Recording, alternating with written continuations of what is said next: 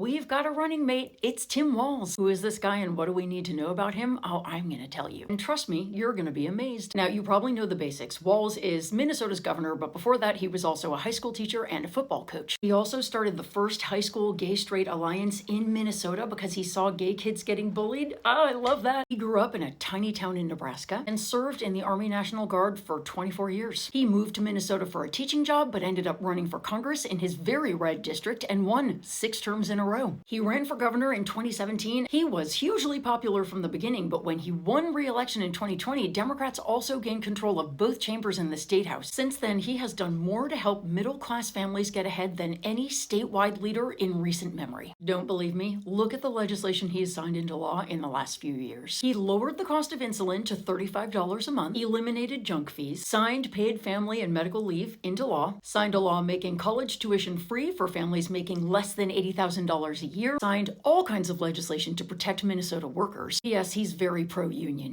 In a debate, my opponent came at me and said, Tim is in the pocket of organized labor.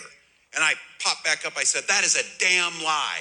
I am the pocket. But there's more. He signed protections for seniors in assisted living facilities. He made Minnesota the first state to codify reproductive rights after the Supreme Court overturned Roe. He established universal background checks for firearm purchases, legalized marijuana, and signed a universal school meals bill into Minnesota law, leading to the most spontaneous and adorable photo op in American political history. Speaking of schools, Walz has made supporting public schools a top priority. He's a man, in short, who started out in public service and never stopped. In that regard, of course, he is the diametric opposite of Trump, J.D. Vance, and MAGA Republicans, all of whom are after two things and two things only: power and control. A moment like this has never happened to any of them. Y'all, combined with Kamala Harris's longtime commitment to public service, what we have here is a dream team. We should all be very excited. This right here is the best of American leadership.